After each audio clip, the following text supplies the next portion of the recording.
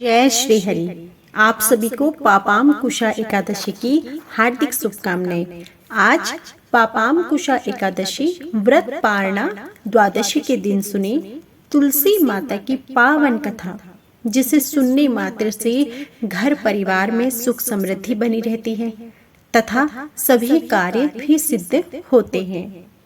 तुलसी के पौधे को हमारे हिंदू धर्म में बहुत ही पवित्र माना जाता है और इसे माता लक्ष्मी का स्वरूप भी कहा जाता है। ऐसी मान्यता है कि जिस घर में तुलसी का पौधा सही स्थान पर लगा होता है, वहां स्वयं माता लक्ष्मी विराजती हैं। कहा जाता है जिन घरों में तुलसी का पौधा लगा होता है, वहां लक्ष्मी माता का वास होता है। पौराणिक कथा के अनुसार कार्तिक महीने में सब औरतें तुलसी माता को सींचने जाती थी। सब तो सींच कर आती, परंतु एक बूढ़ी माई आती और कहती, हे तुलसी माता, सत की दाता, मैं बिलड़ा सींचू तेरा, तू कर निस्तारा मेरा। तुलसी माता अडुआ दे, लडुआ दे, पीताम्बर की धोती दे, मीठा मीठा गास दे, बैकुंठ का वास दे। चटके की चाल दे, पटके की मौत दे, चंदन की काठ दे, झालर की झनकार दे, साई का रास दे, दाल भात का जीवन दे, ग्यारस की मौत दे, श्री कृष्ण का कांधा दे। यह बात सुनकर तुलसी माता सूखने लगी। भगवान ने पूछा, हे तुलसी, तुम क्यों सूख रही हो? तुम्हारे पास इतनी औरतें रोज आती हैं, तुम्हें मीठा भोग लगाती हैं, गीत गाती हैं। तब तुलसी माता ने कहा कि एक बूढ़ी माई रोज आती है और इस तरह की बात कह जाती है, मैं सब बात तो पूरी कर दूंगी, पर कृष्ण का कांधा कहां से दूंगी? इस पर भगवान बोले, वह मरेगी तो कांधा तो मैं ही दूंगा। कुछ समय पश्चात बूढ़ी माई का देहांत हो गया। सारे गांव वाले एकत्रित हो गए और बूढ़ी माई को ले जाने लगे, पर वह इतनी भारी हो गई कि किसी से भी नहीं उठी। सबने कहा, इतना पूजा पाठ करती थी, पाप नष्ट होने की माला फेरती थी, फिर भी इतनी भारी कैसे हो गई? बूढ़े ब्राह्मण के रूप में भगवान वहां आए और पूछा, ये भीड़ कैसी है?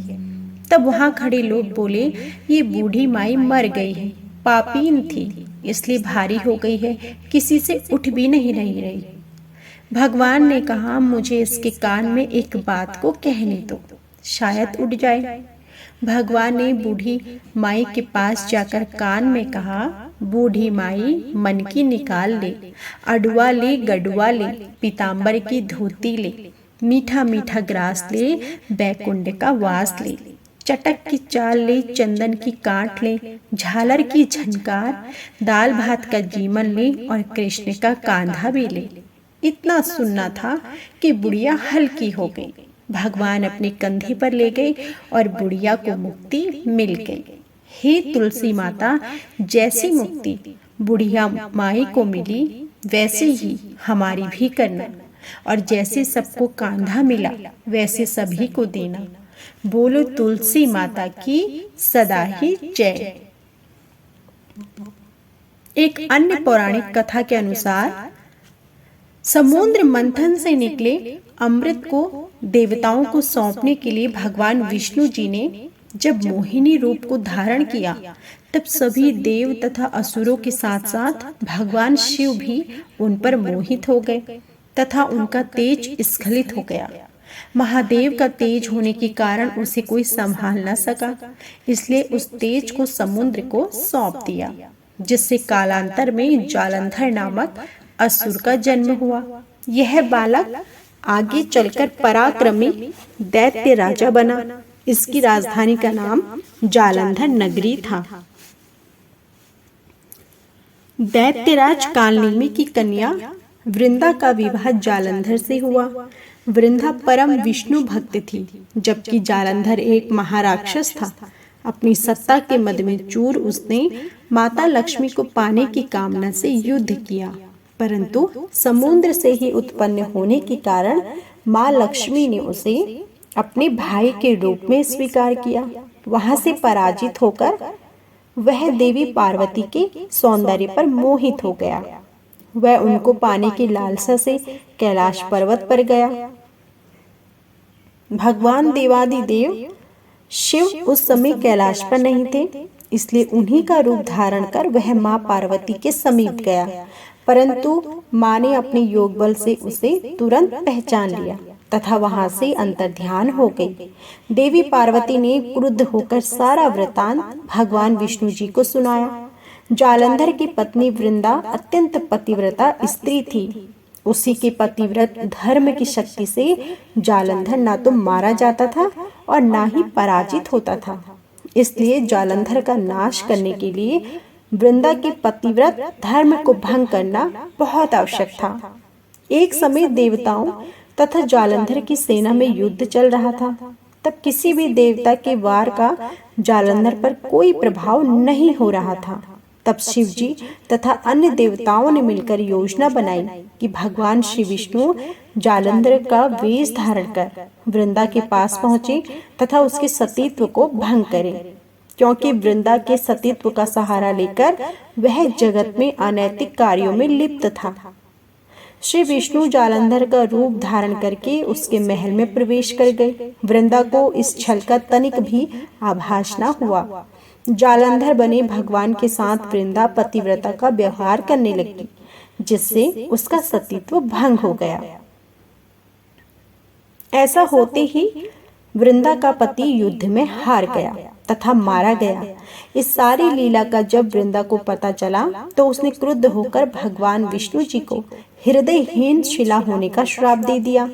अपने भक्त के श्राप को भगवान विष्णु ने स्वीकार किया और शालिग्राम पत्थर बन गए। सृष्टि के पालनकर्ता के पत्थर बन जाने से ब्रह्मांड में असंतुलन की स्थिति हो गई। यह देखकर सभी देवी देवताओं ने वृंदा से प्रार्थना की कि वह भगवान विष्णु जी को इस श्राप से मुक्त कर दे।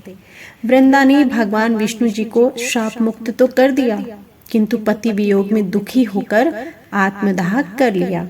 जिस स्थान पर वहां भस्म हुई वहां पर तुलसी का एक पौधा उत्पन्न हुआ। भगवान विष्णु ने वृंदा से कहा कि हे वृंदा, तुम अपने सतीत्व के कारण मुझे लक्ष्मी से भी अधिक प्रिय हो गई हो। अब तुम तुलसी के रूप में सदा मेरे साथ रहोगी। जो भी मनुष्य मेरे शालिग्राम रूप के साथ तुलसी का विवाह करेगा उसे इस लोक और परलोक में विपुल यश प्राप्त होगा। तब से प्रत्येक वर्ष कार्तिक महीने में देव उठनी एकादशी के दिन तुलसी विवाह के रूप में मनाया जाता है।